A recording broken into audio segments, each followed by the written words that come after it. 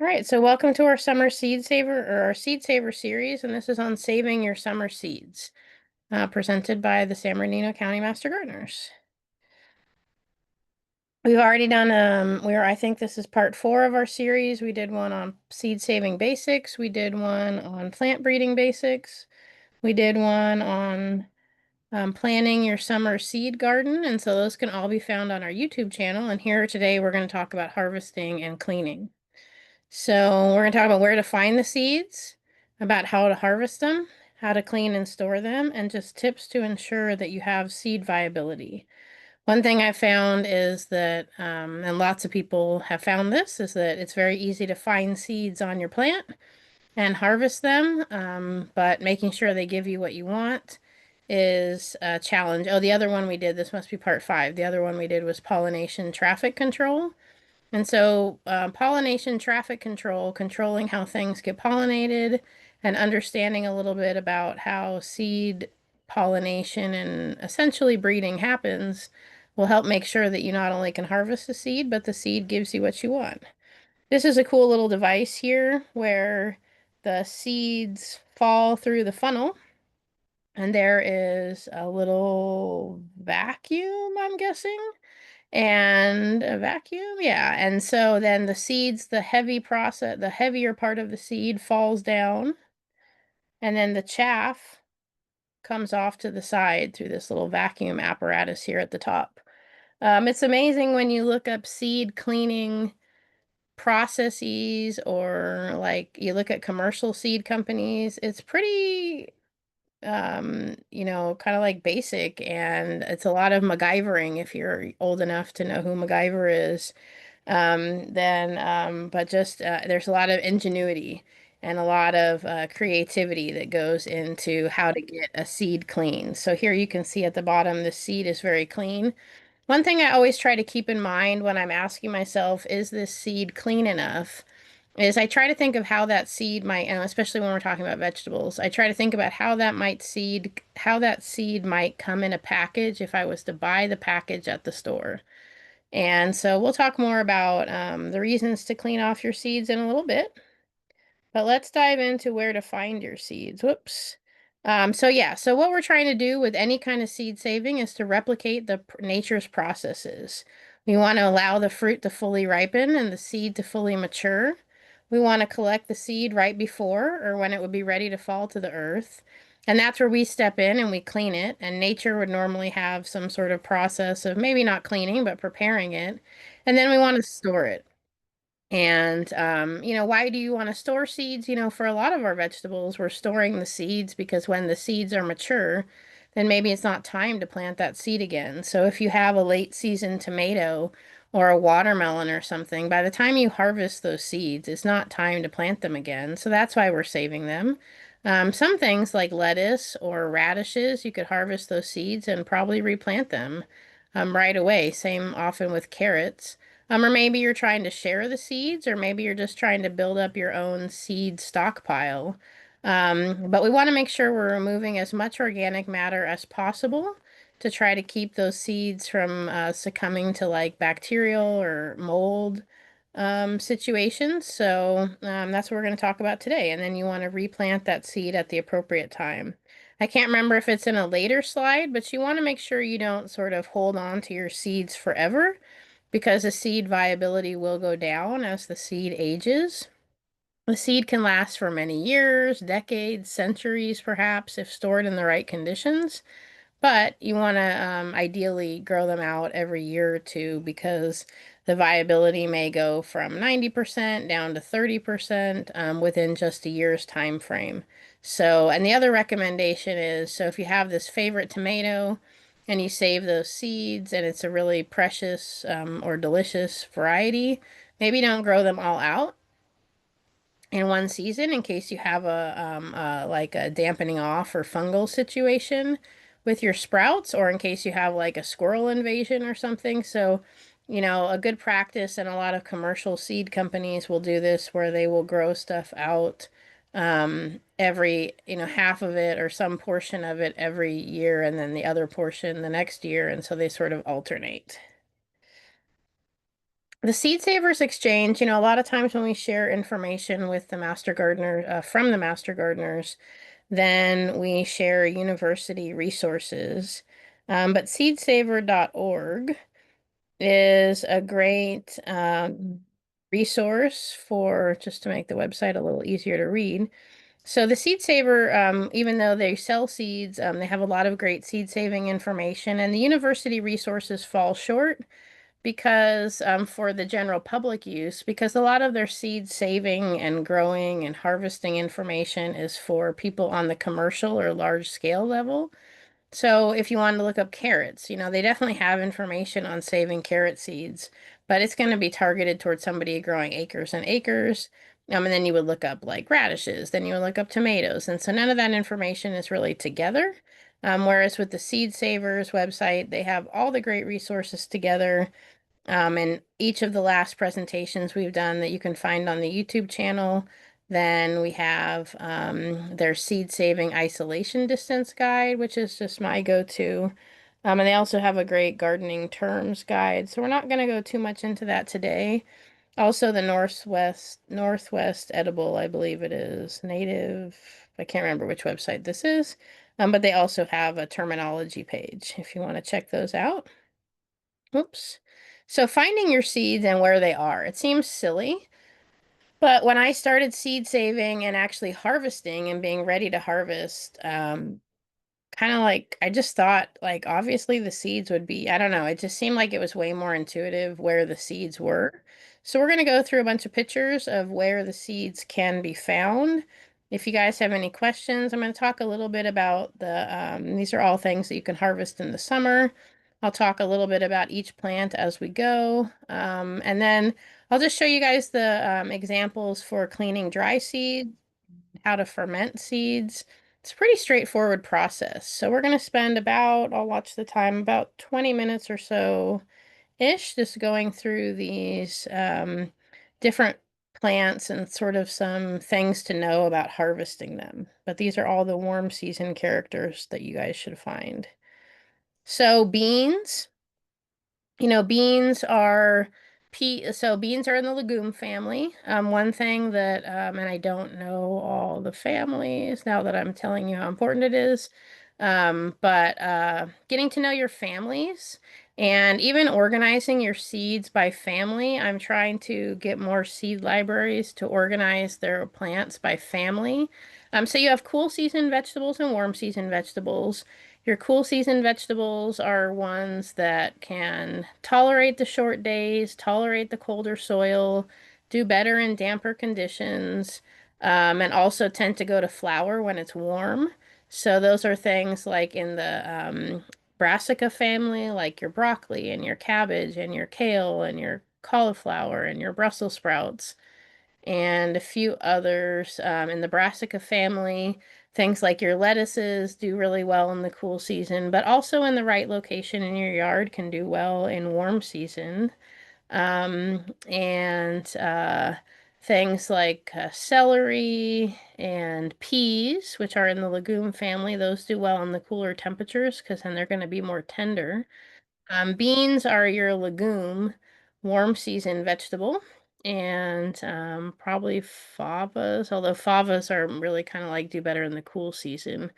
So your beans, so when we eat peas, our peas are going to be, let's see here. Well, you guys know what bean plants look like. When we eat the beans, if we're eating them fresh, they're unripe. So you want to make sure that bean is fully ripe on the plant. And so it's going to look like this when you're harvesting it. You can see I have a lot of spider mites back there. But when you're harvesting it to eat it, then it is not ripe. Those seeds, even if that bean pod were to dry out, like if you've ever bought beans or had beans and they've spoiled on you, they don't dry out, they get moldy. And so you want to make sure that you let those beans dry on the plant. So when you're harvesting beans, if you want to save some, make sure you leave some on the plant and they should be fully dry on the plant. Here you can see these are some beans. And so these ones are starting to maybe dry out, but these kind of more look like these are rotting or something happened. I put this photo in here to kind of talk about the nuances of pathogens in your seeds. So seeds are pretty impressive. You know, a seed is like a little tiny spaceship for your plant. And you imagine, you know, like when we go to space, we have to take everything with us. And if you think of the anatomy of a seed, they have all of the nutrients they need, plus they have a hard shell of some sort to protect them. It's one of the reasons why native plants are so challenging to start, is because in Southern California, then native plants know conditions are tough and they need to sprout at the right time. A lot of them need things like fire or smoke or snow or to go through the digestive tract of a bird to sprout. Sometimes they have a very thick coat where they're going to take a couple years to sprout. So they're pretty protected, and most pathogens do not transmit through a seed. So when you see something like this, which just looks kind of moldy and gross, most likely the seeds are not transmitting the mold. So you would be cleaning these by taking the seed pod off. You don't want to store the beans in a pod. You want to store them,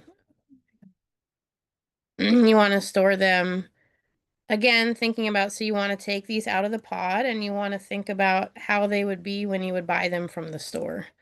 So if you were to buy different kinds of beans, you know, they're going to come like this, right? They're going to come without their pod. Removing the pod will reduce the chance of mold or bacteria or fungus corrupting the seed while they store. And probably just a general good best practices. There are a few viruses, you know, I don't know which ones per plant that do transmit through a seed. If you have a plant that's been really problematic, and it's not like spider mites like you can see here on this one.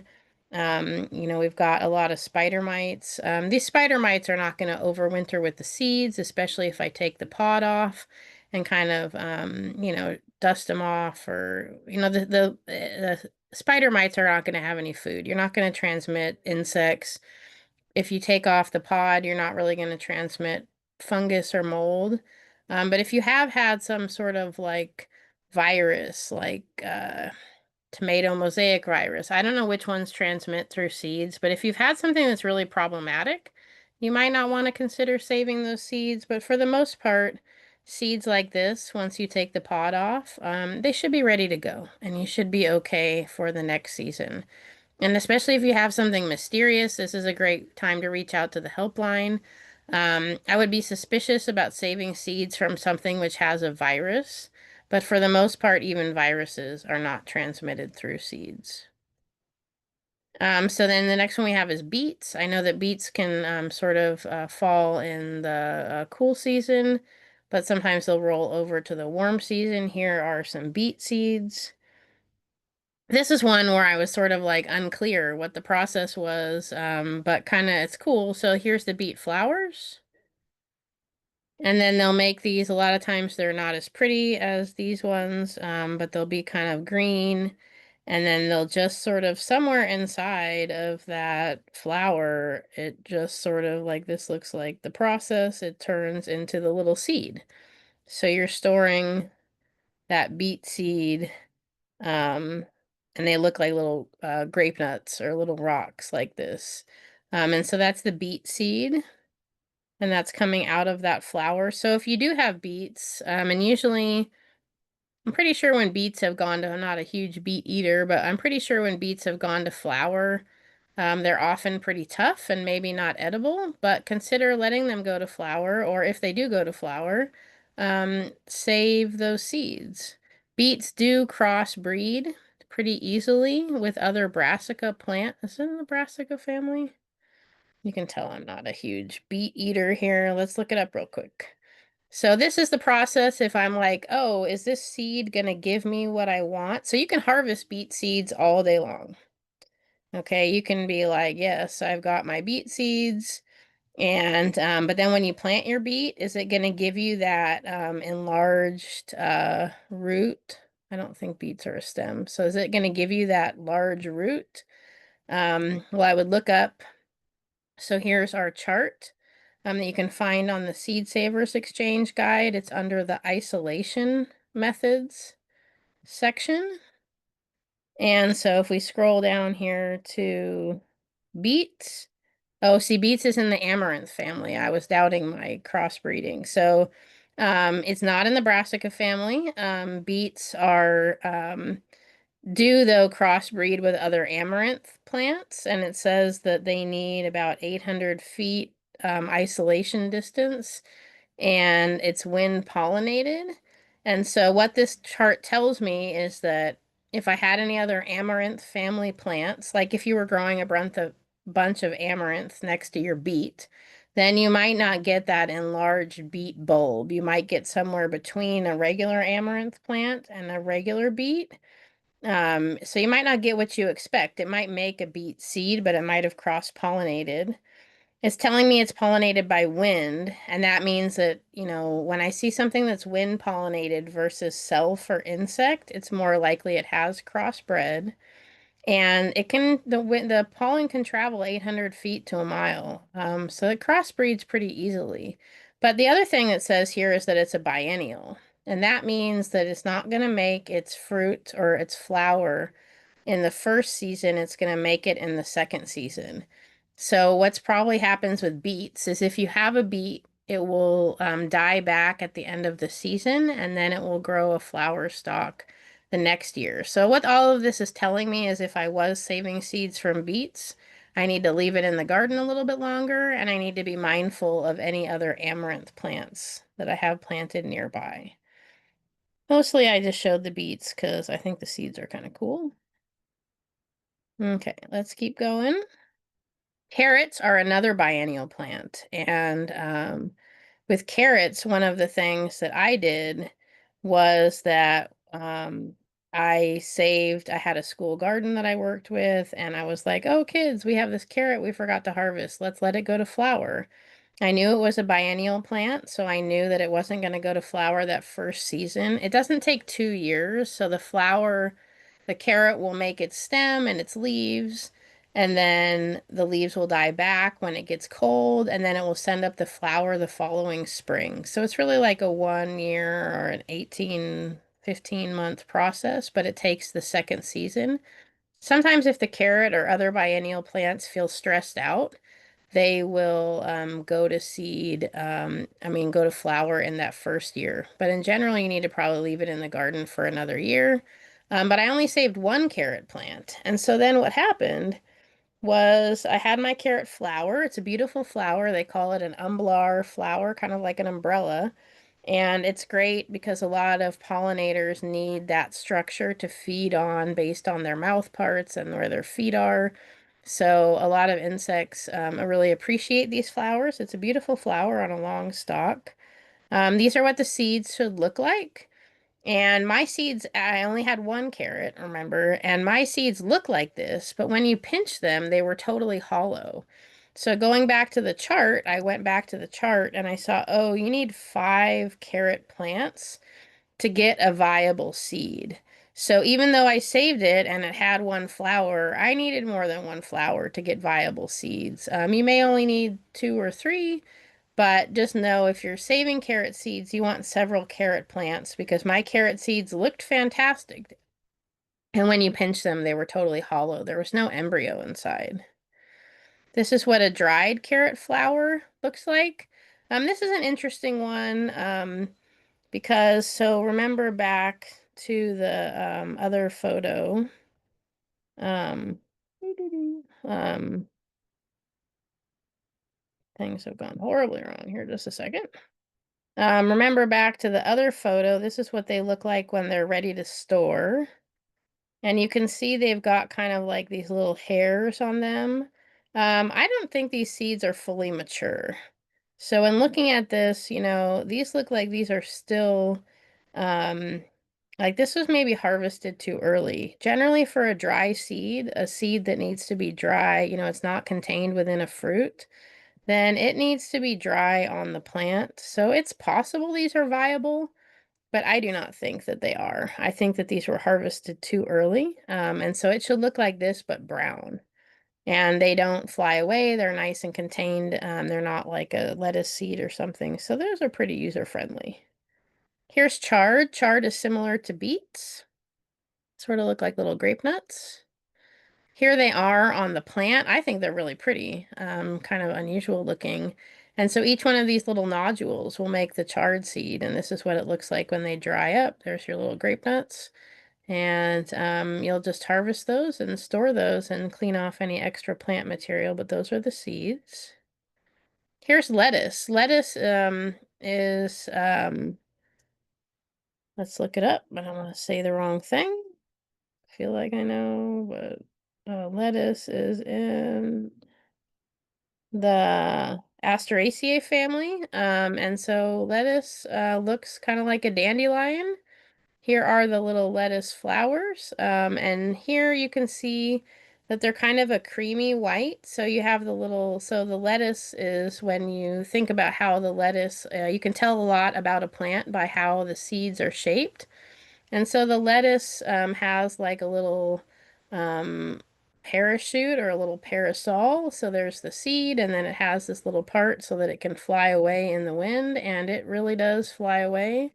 So lettuce is a little tricky because you got to watch it. It's like one day it will all be there, and the next day it'll be gone. And so this one, it looks like I pulled it out of or somebody pulled it out of the seed head because you can see this is kind of dry. To me, though, they look a little bit kind of creamy white, and I'm not sure they're fully ready. Um, so this is what the flower stalk lettuce makes lots of seeds. It's a great school garden activity because tons of seed. These are the immature or the new flowers. And then this is when those flowers have started to, dry up. But you want those seeds to look like this and kind of be a little bit tough. And so I think in this picture, these lettuce seeds look a little immature. And so it's a real balance. It already has this little parasol. It's already ready to fly. But they do need to be kind of dry. So it's like, kind of like a waiting game or like a catch it if you can thing with the lettuce. But usually because it makes lots of flowers, then it's pretty easy to find some that are ready to harvest. And so with these, you can see kind of here or here, maybe a little bit hard to tell. But these have been clean and all the little parasol parts, all the little umbrellas. This part is fairly thin and it's all should be dried out and it should just come off as you clean it. When you're cleaning those, the goal is to separate that fluff from the lettuce seed. And when the lettuce seed is mature, that should be pretty easy. This is not lettuce. Does anybody know what this is? You can unmute. You can type it in the chat. Somebody should just guess. You guys can do it. What do you guys think this is? It's not lettuce. Squash. Good guess. Think about monarch butterflies. What do monarch butterflies? Yeah, milkweed, exactly. This is milkweed. And so this is an example. I put this in here because this is an example of a seed that is like similar to the lettuce seed, but it is so it has the little parasol to help it fly through the air. When you're saving milkweed seeds, it's very hard to remove this. So when I save my seeds, sometimes you can find them where somebody has cleaned these off, but a lot of times we just end up storing them with their fluff. So this is one that this is probably pretty clean. Onions, let's look at onions. Onions often do best starting from what they call starts. And I think that's mostly a time thing. Like everything makes seeds, like succulents and cactus make seeds, orchids make seeds. Everything makes a seed, but sometimes it's just not very practical to start it from seeds. And so, often with succulents, the way we propagate them is through cuttings. And with onions, you take Often you get the little onion set, which this is sort of looks like that. It looks like a green onion and it has a little bulb at the bottom, and it's got little roots and stuff. And that's often the way people start onions, but you can start them from seeds. I think it just takes a little bit longer. I don't know how much longer. I should look that up. But you can get onion seeds. Well, actually, what I really like about onion seeds, do I have a picture of the flower? I love the flower. I think they're really pretty. They can be white or purple, and the pollinators love them. But this is when you would want to let them dry on the seed head. You can harvest onion seeds in great abundance. So this is one where you can get tons of seed out of an onion. I don't know. I think they're a biennial. Let's look that up. Going back to our chart here. An onion is a biennial. So an onion, oh yeah, of course it is. So an onion, what an onion does is that an onion will make its onion bulb, and then the greenery will die back. Whoops. Then the greenery will die back. So with the onion, you've got your little onion bulb in the, you plant your onion in the spring. It sends out its growth. And then you know the onion is ready because the growth flops over.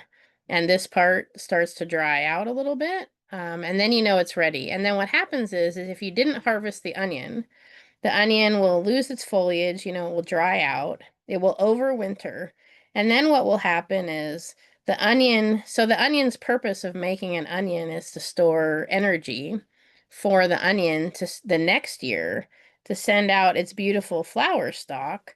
And when it sends out its beautiful flower stalk, if you think about the onion has the initial energy to grow its green leaves, then the green leaves put energy into the onion so that the onion can overwinter and grow its flower the next year. And so if you like get an onion from the store and it starts to sprout, you're getting it kind of at this phase in between these two phases. So this phase happens in year one. And then this is kind of where you would buy the onion, is kind of in between the end of year one and the beginning of year two. And if you plant that onion, unlike garlic, you don't get another onion. What happens is the onion uses its energy to send up that flower stalk. And if you were to dig it up, this thing would be almost hollow because it's taken all of the nutrients it's stored to make that beautiful onion flower. So onions are great to let them go to flower. Just know that you won't be harvesting any onions. So let me go back real quick.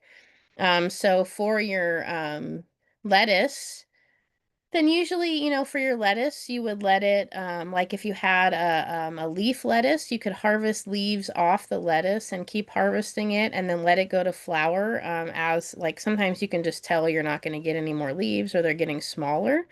With a head lettuce, if you do let it go to flower, you lose the head. And so you don't have an opportunity to eat that. With your chard, then usually you can harvest that chard and then let some of it eventually toward the end of the season go to flower so you don't lose the crop. With your carrots, you do lose the crop of that particular carrot. So if you have 5 carrots that you're growing for seed, you're not going to be able to eat the carrot. The carrot, just like the onion, stores the nutrients to send out that flower the next year, and they get all tough and weird.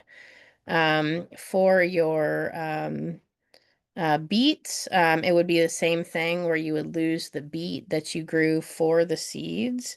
And then for your beans, because you get so many fruits on one plant, this would be the bean fruit.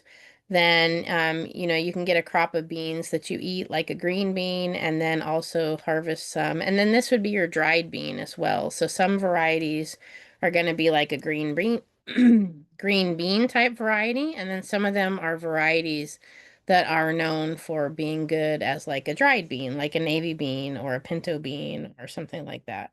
So with with the beans, if you're growing a dried bean variety, I think most of them are not very good as a fresh bean, but I'm not sure. I'd have to look that up. If you're growing it for a green bean, like that you're going to eat as a green bean, then you get enough on the plant to get harvest for yourself and save some for seed as well. So some of these you lose the fruit, like with the beets and the carrots.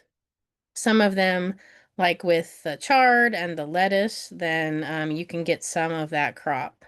And with the onion, you would lose that onion as well. You're not going to be able to eat that onion. Threw in potatoes just because we never think about growing potatoes from seed, but potatoes do indeed make a seed. They're in the Solanaceae family. Even though these plants are all in the same family, like you have your uh, peppers and you have potatoes in the same family, and you've got tomatoes. They don't seem to crossbreed across family very easily. But like tomatoes don't crossbreed very easily with other tomatoes, but peppers do crossbreed pretty easily. And that's just a matter of getting to know your plants. But potatoes are interesting. They do make a flower that actually is really pretty. And it's kind of purple, purplish white, and it does make a little tomato. It is toxic. Don't eat it. Well, it's not a tomato, but it makes a little fruit, and inside the fruit are these are potato seeds. And so they look almost identical to tomato seeds. They're just a little bit smaller.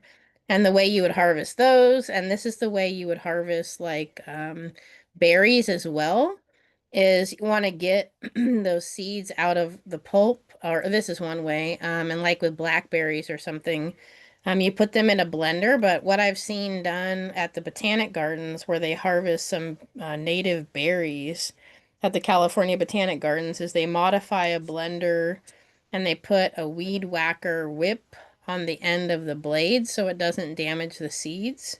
So I just threw those in for fun. The best way to grow potatoes is to grow, you cut them and each eye will make a plant.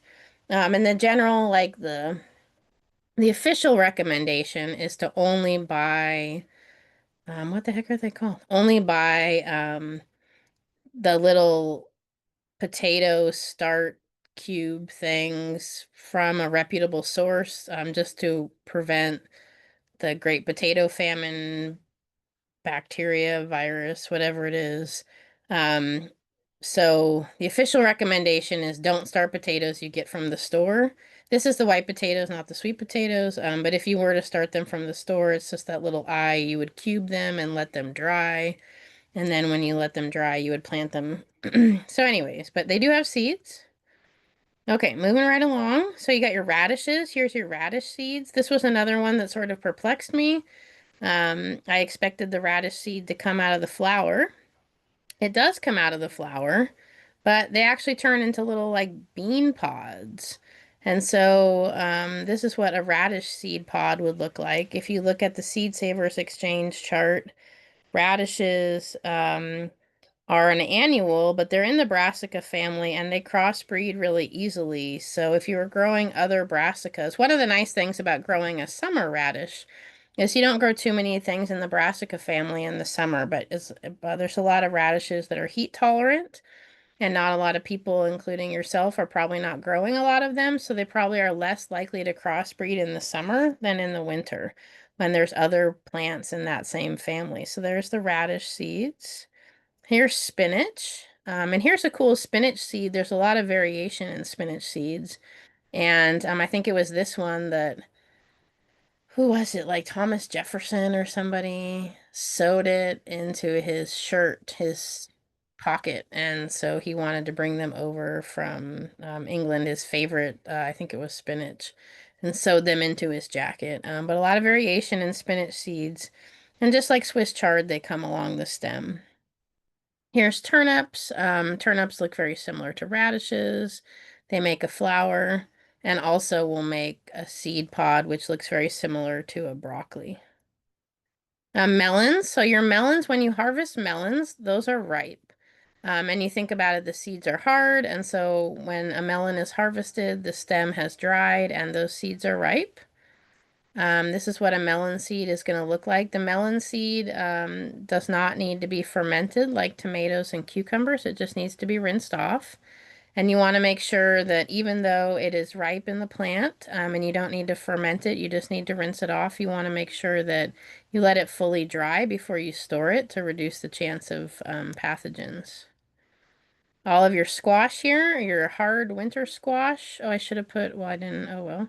Your hard winter squash, those are fully mature squash, and those seeds are already, we did this fun activity where we broke open seeds from different like Thanksgiving pumpkins, and it was so interesting, or squash gourds. It was so interesting to see the different sizes of the seeds and the different colors, and some had really small seeds and some had really big seeds.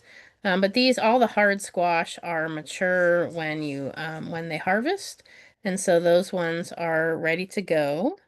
You just need to rinse off this fibrous material, and they're going to look like this. One thing that I didn't put in, but so cucumbers and summer squash, think about when we eat them. We eat the whole thing, so we're eating an immature seed. We're not eating them when they are fully ripe. So both cucumbers and squash, we're eating the immature seed. So this is what, well, and I put this is what it looks like when it's ripe. These might be a little bit unripe, so you need to let these stay on the plant until the vine starts to dry out. That would be the same with your summer squash as well. So if you are thinking about seed saving from cucumbers or squash, you want to make sure you leave a couple plants on the vine. And that's a great opportunity if a squash or cucumber gets away from you and you just don't get it harvested, then it's likely that those seeds are mature, letting the vine dry out a little bit, and then you're harvesting them. These actually look slightly immature. They should be, a cucumber seed is going to look very similar, not quite, a little bit skinnier, but it's going to look like this, and you're going to harvest it when it's dry. Store it when it's dried out. Corn. So corn is not ripe when we harvest it. This is when corn is ripe and you want to let it dry. So this is kind of like in between. It probably isn't fully dry. Like maybe this one is fully dry. You can see the dent has come in. But you want to let those mature on the plant. When you're harvesting them like this, this is not fully dry, and not fully mature. They're going to look much more like this. So they need to dry on the plant if you're harvesting corn. Tomatoes, those are going to be mature when we eat them, so the seeds are good to go. And the great thing about tomatoes is you can just harvest them and eat them and then save some of the seeds. And we'll talk about the fermentation process in just a minute. Here's what the fermentation process sort of looks like. You want to have a lid on, but loose leaf covered because it will create pressure as fermentation occurs. Herbs are great plants to save seeds from. Here's an example of cilantro or coriander, actually, and what it looks like when it's dry. Here's some basil seeds. Basil seeds are cool because when you get them wet, this gelatinous cover appears. So you just want to let all those flowers of the herbs dry on the plant. And then be careful with things like dill and fennel. Those can be pretty invasive. So you want to, they'll make an umblar flower that looks like the onion, or the carrot. But you want to catch those before they fall. They can really take over unless that's what you want. Mint makes a really cool little tiny, tiny seed, but doesn't really propagate very easily from seed. It often takes over your yard through runners. Here's the dried basil flowers and the seeds. A lot of times what I'll do for the basil is I'll just harvest some dried stalks. I'll put them in a paper bag and give it a good shake, and then take the stalks out, and there are your seeds. Citrus I just threw in here really quick. Most of your fruit trees, they will make seeds, but your fruit trees are pollinated by lots of different plants, and so you don't know what all the fruits on that tree will match the parent, but the seeds might not. And the other thing to keep in mind is that a lot of fruit trees have been grafted to a rootstock that is disease resistant and hardy, so even if you get a fruit tree that fruits, it might not be very disease resistant. And the other thing is that when they graft that rootstock on, or the top on, the rootstock will be on the rootstock will be sort of like this, and so the rootstock will be down here on the bottom, and it's got its little roots, and then they graft on the tree, and then this is the flavorful part that makes you a flower and a fruit. But this wood that they graft on is already reached sexual maturity or fruiting age. That's why you'll get a fruit in the first year. If you start a fruit tree from seed, it can take 7 to 10 years before it even gives you any fruit. So, if you want to start a fruit tree from a seed, just know that it's an experiment and you're not quite sure what you're going to get. Strawberries you can start from seed. They're just super slow. Every once in a while you'll see this too, But usually you start strawberries from runners. The mother plant will send out a runner. They're pretty noticeable because it'll be like the plant and then it'll have a long kind of string like a spider plant, and then there will be another little plant at the end. That's the best way to propagate strawberries for good, fast production. Oh, there it is. So there's what the runner looks like. So cleaning your seeds, we just have a few minutes, but it's just such a basic process, and just something that takes practice. But first you want to determine if it's wet or dry. If it's wet, it is going to be in a fruit, and if it's dry, it's not in a fruit. So even though a bean is technically a fruit, that's not what we tip. That's like not like a fleshy fruit. So if it's something that is not a fleshy fruit, it's going to be a dry seed. And the main goal to remove debris or to clean a seed is to remove the debris or chaff, the fleshy material to make it easier to store and to reduce pathogens. And you just want to be careful not to damage your seeds when you're cleaning them. So the ones that are a little bit more complex, remember I said the squash and the melons, you just rinse those off.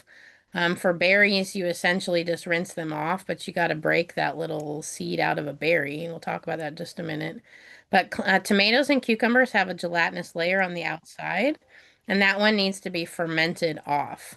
That casing does have growth inhibitors. You can save your seeds without cleaning them off. They just tend to be really sticky and stick to stuff. And it can maybe be more likely to bring in pathogens. So the best ideal thing is to just have seeds left over and not any additional plant material. So the seed fermentation process, there's a lot of bad information on the internet or questionable information. If you look up tomato seed fermentation, I have yet to find bad information. It's a pretty basic process where you soak the seeds in a jar for a couple days to a week, depending on the weather and how thick the gelatinous cover is. The water will start to bubble, and then you'll pour the water off, and the dead seeds will come off, float to the top, and the good seeds will go to the bottom. You'll notice when you first put it in, and I have a photo, the seeds will look like there's a space between them, and when that gelatinous cover is fermented off, they will be touching each other. The same is true for cucumbers, so those are the two that I'm aware of that you need to ferment off. And so basically, it's a process of adding water, letting it ferment a little bit so that the natural bacteria removes that gelatinous cover, and then you pour it off, add a little bit more water. You do it a couple times till the water is clean. Pour them onto a breathable surface and preferably not a paper towel. And you want to make sure they're completely dry before you store them. They should be, I like to say, snappable, where they're pretty hard. Think about how they are when you buy them at the store. So let's just look at the process real quick. So you get those seeds out, however you're going to make that happen. You place the seeds in a container. You can see this is like day one or maybe day two because this one is a little bit bubbly. It started to ferment. I don't know if we can see if we zoom in, you can see that there's kind of like a gap between the seeds. So they still have a lot of cover on them. Oh, here you can see again that these seeds are kind of a little gap between them. You're going to ferment them. You can loosely cover them. They don't need to be any place that's particularly hot or cold. Just kind of room temperature is good. And depending on how hot it is, will kind of dictate how fast this goes. But it usually takes between 3 days to a week. You would pour this off and add more like gently so that, and here you can kind of see a little bit that the seeds are a little bit closer together. It's a little bit hard to tell. There's the dead seeds have floated to the top. And if you guys have any questions about this, let me know. But I do want to try to get you guys out on time. Here is where you can see this gunky like stuff has floated to the top. You would pour this off, add a little bit more water, and repeat the process a few times.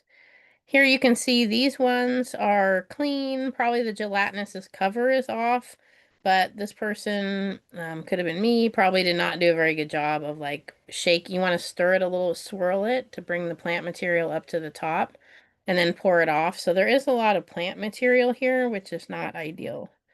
And then this is what they should, like a coffee filter, maybe moving them around a little bit so they don't get super stuck to the coffee filter is a good idea.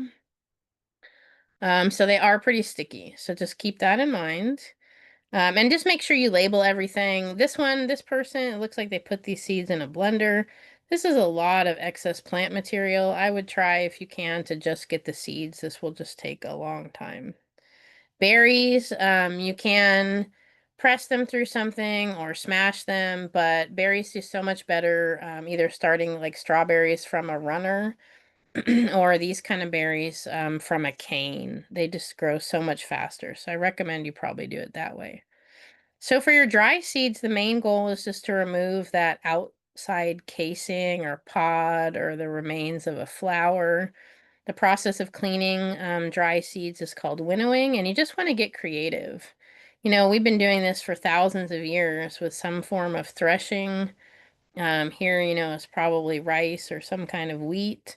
Um, you can use screens, and either the screen is big enough to let the seed fall through, or the screen is such that the seeds stay and the plant material falls through. Sometimes, like here, they're just sort of like smashing the chaff, and then they might blow it with a fan or with their mouth or something. So you just kind of have to look at, but the goal is, you can see here, you can see that the seed is here and the chaff. And so they're smashing it gently to get that chaff separated. And then they're maybe going to blow it. You can see that that screen is not big enough to let either the seeds or the chaff through. Here's just on a newspaper where they're just sort of gently with a cocoa coir block, it looks like, smashing those seeds gently out of the pods. And then they probably can just lift those branches up, and then they can kind of just gently blow to get the extra chaff out.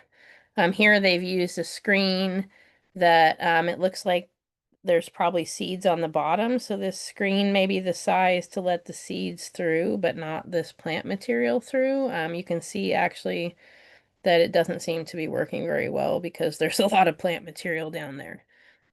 Here is one where maybe you can see a lot of seeds are stuck in the screen here. And the goal is just basically to separate this chaff from the seeds. Maybe there's blowing involved, a fan, a bowl where you blow over the top of it.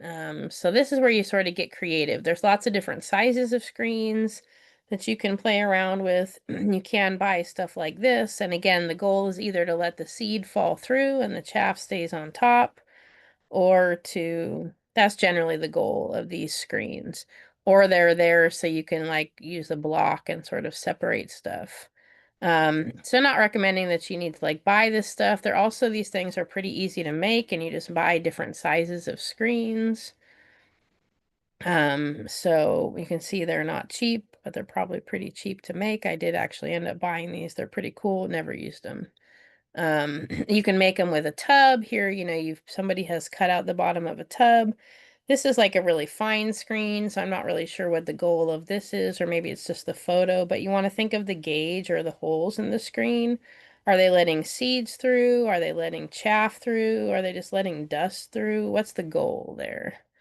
Here's one I love, and this is actually from a commercial seed company. And they have the fan figured out to be the right distance from the bucket so that the seed falls into the bucket and the chaff blows away. So, and you can use your mouth to sort of recreate this process as well. But this is basically the goal. Um, oh, it says that my internet's going to go out. They say there's a service interruption. Well, I don't know what's happening. Anyways, if I lose you guys, sorry about that, but we're almost done. So here's an example of letting the seeds fall and to let the chaff blow away. Here's some other examples of that. And so storing your seeds, you just want to store them in a cool, dry place where pests are not going to get into them, moths or rodents aren't going to get into them. You don't need to store them in the refrigerator. Refrigerators can have varying degrees of moisture, so I kind of encourage you not to store them in the refrigerator.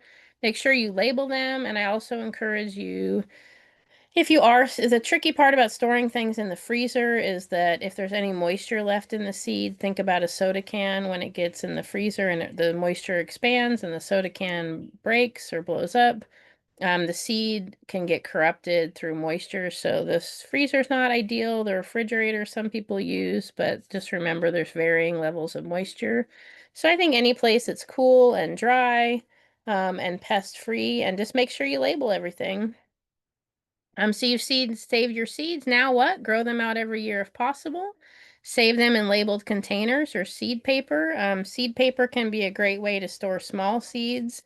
There is the seed paper where you mix the seeds in with the paper, but you can also make seed tape. So seed tape is just like a toilet paper or paper towel folded in half. Use a little bit of flour and water. You put some dots, you put some seeds along there. And then you roll it up into a little roll. Once it's dried, you can write the name of the seeds on your paper. So these seeds are named Bob, but you're like what, like a green zebra tomato or whatever. And then you can actually have the name on here. And then when you want to lay it out in your garden, this is a great one for carrots. And you can just lay out the strip, cover them with dirt, and then it also helps you to know that the seeds are covered, especially for those smaller seeds. And then if you're working with kids or anything, or have anybody with dexterity issues, this also helps you keep from having like one pile of like 50 carrots right here and no carrots right here. So seed tape is a great option. And also you can label it. So I think that's fun. You can just tear off a little piece. And then you just want to direct sow them into the ground, or into the you can transplant them from where you plant them. I don't know, this weirdly worded. So you can grow them indoors and transplant them into your garden. You can direct sow them into the ground, but put them in and try to, like I said earlier, just not have them um, sitting for too many years. And I think just a few tips with my minute remaining for viable seeds. You want to understand the pollination required, know how easily they can crossbreed, know if they're hybrids. Those are things we talked about when we looked at our seed chart here. And then just make sure you thoroughly clean them and let them dry completely. And make sure that probably these last three are the most important in terms of them actually sprouting. The first three are the most important to make sure you get what you expect. And the last three are the most important to make sure that they're not going to get damaged. So clean them thoroughly, make sure they're mature on the plant, and make sure you store them in a cool, dry place. Here is our website and our social media. And here is our helpline information. And with that, I think if anybody has any questions that they want on the recording, I'm happy to take those. And then we can also take any questions offline. But I thank you guys so much for joining. And I hope you have fun and exciting seed saving adventures. And if you guys think of something later that you would like us to do a presentation on, feel free to email me at magoneill@ucanr.edu. And I've already got a few ideas, so we'll be continuing our Seed Saver series next month. And I'll get those posted on our website, and it'll be a new link and a new set of classes, probably 5 or 4. All right. Thanks so much for joining, guys. You have a great day.